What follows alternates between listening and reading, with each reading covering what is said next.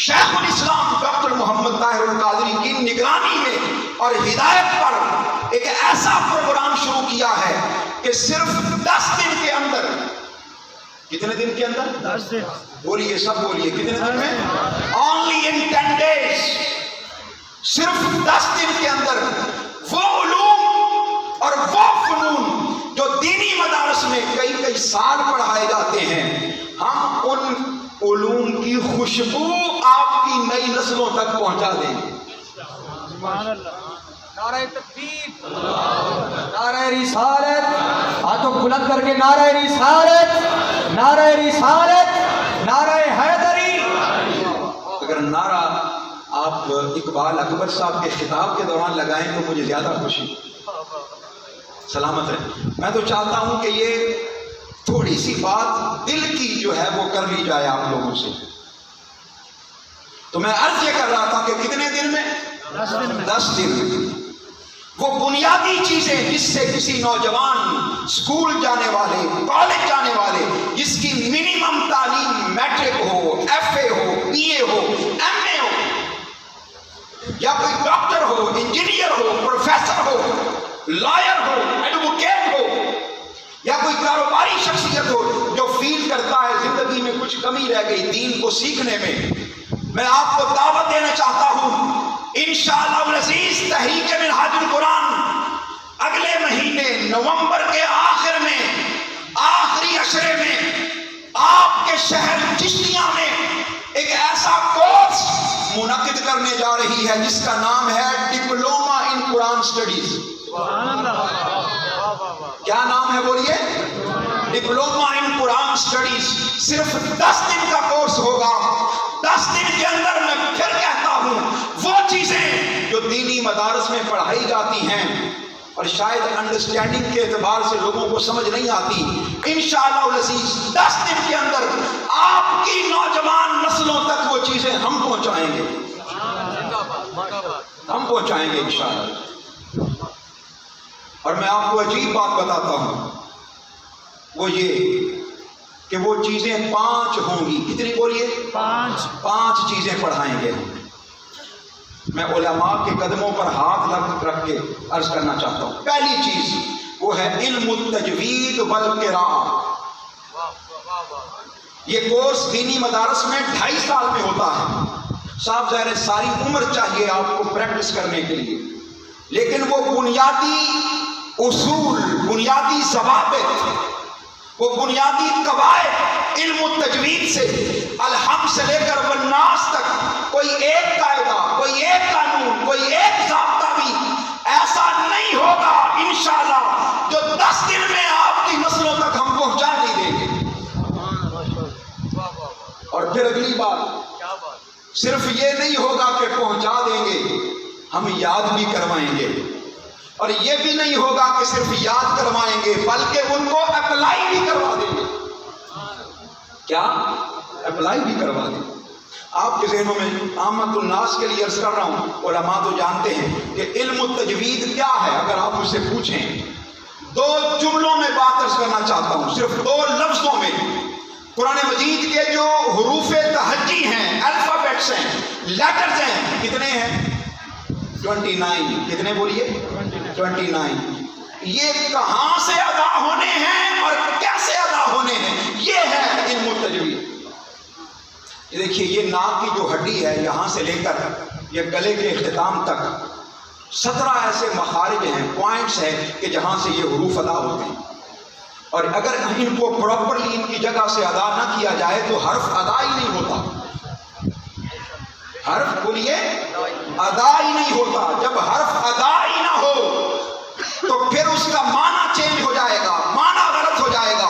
اور کئی حروف ایسے ہیں جو متشابہۃ الصوت ہیں، جن کی آواز آپس میں سملر ہے، ساؤنڈ سملر ہے. مثال کے طور پر تا اور تھا آواز ملتی ہے آپس میں، سا اور سین اور صاد آواز ملتی ہے آپس میں، ہا اور ہا آواز سملر ہے آپس میں، قاف اور کاف آواز ملتی ہے آپس میں. اگر ہم ڈفرینشیٹ نہیں کریں گے، اگر ہم فرق نہیں کریں گے تو معنی غلط ہو جائے گا. ہم کیسے مسلمان ہیں کہ ہمیں بنیادی طور پر صحیح طور پر نازلہ قرآن مجید پڑھنا نہیں آتا، ہمارے بچوں کو نہیں آتا، ہماری نوجوان نسلوں کو نہیں آتا، انگریزی تو فر بولیں، پنجابی تو فر بولیں، اردو تو فر بولیں، لیکن جب دین کی باری آئے مجھے شرم آتی ہے۔ آئیے میں صرف ایک مثال دوں گا اور آگے بڑھ جاؤں گا۔ مثال کے طور پر آپ لفظ پڑھتے ہیں قل هو اللہ احد، کیا لفظ ہے بولیے؟ قل، موٹا کاف ہے، کینچی بات، قل کلکلے کے ساتھ ادا ہوتا ہے، اس کا معنی ہے محبوب فرما دیجئے کہ اللہ ایک ہے، واحد ہے، یکتا ہے۔ لیکن کوئی شخص اگر قل نہیں پڑھتا، موٹا کاف نہیں پڑھتا، باریک کاف پڑھ دیتا ہے کتاب والا، تو اب اس کا معنی فرما دیجئے نہیں رہے گا، اب اس کا معنی ہو جائے گا نعوذ باللہ کھا لیجئے کہ اللہ ایک ہے۔ استغفر اللہ العظیم، نقل کفر نہ باشد۔ تو بتانے کا مقصد یہ ہے کہ یہ وہ پورے کے پورے اصول و ضوابط قواعد ہم سکھائیں گے انشاءاللہ۔ دوسری چیز وہ ہے ترجمۃ القرآن، کیا بولیے؟ ترجمۃ القرآن۔ ترجمۃ القرآن کیا ہے؟ ٹرانسلیشن آف ہولی قرآن۔ پورے قرآن مجید کا ترجمہ تو نہیں کروائیں گے، لیکن چند ضروری قوانین، قواعد، اصول و ضوابط، ٹیکنیکس وہ ہم نوجوان نسل سے شیئر کریں گے۔ اور ہمارا یہ دعویٰ ہے کہ جو کوئی وہ چند آیات سورہ بقرہ کی ترجمے کے ساتھ ہم سے پڑھ لے، انشاءاللہ العزیز 70 to 80% قرآن مجید کا ترجمہ کرنے کے خود قابل ہو جائے گا۔ سبحان اللہ، 70 to 80%۔ باقی تو بھائی ڈکشنری ہے، اور صرف 10 دن میں باقی ڈکشنری ہے، اور ڈکشنری تو عربوں کو بھی نہیں آتی، جو عربی لینگویج بولتا ہے وہ آگے آپ کی محنت ہے کہ آپ کتنے الفاظ سیکھتے ہیں۔ 80,000 الفاظ ہیں ٹوٹل قرآن مجید کے، کتنے؟ 80,000۔ اگر ریپیٹیشن نکال دیا جائے تو ہاف رہ جاتے ہیں، اور اگر سیغوں کو جمع کر دیا جائے تو 2 سے 3,000 الفاظ بنتے ہیں۔ اور اگر کوئی 2 سے 3,000 الفاظ کو، اسماء کو، افعال کو، حروف کو یاد کر لے تو قرآن مجید کا ترجمہ کرنا اس کے لیے مشکل نہیں رہتا۔ مثال کے طور پر ہم ترجمہ کیسے کرواتے ہیں، صرف ایک مثال دوں گا علماء کے لیے۔ ہم یوں ترجمہ نہیں کرواتے کہ اولئک علی ھدی من ربہم، وہ سب کے سب لوگ اپنے رب کی طرف سے ہدایت پر ہیں، نہیں۔ ہم سب سے پہلے دیکھیں گے کہ یہ اولئک کیا ہے، کیا یہ اسم ہے، فعل ہے کہ حرف ہے؟ جی یہ اسم ہے، تو کون سا اسم ہے؟ یہ اس میں اشارہ ہے، ڈیمانسٹریٹو ناؤن ہے۔ تو اس میں اشارہ تو 2 طرح کا ہوتا ہے، قریب کا اور بعید کا۔ یہ کون سا ہے؟ جی یہ بعید کا۔ تو بھائی پھر واحد ہے کہ تثنیہ ہے کہ جمع ہے؟ دنیا کی ساری زبانوں میں واحد کے بعد جمع ہوتا ہے، لیکن عربی زبان میں واحد کے بعد 2 کے لیے بھی الگ سے لفظ ہے، اس کو کہتے ہیں تثنیہ۔ یہ تثنیہ ہے کہ جمع؟ یہ جمع ہے۔ تو اب اس کا ترجمہ یہ ایک کریں گے یا وہ سب کریں گے؟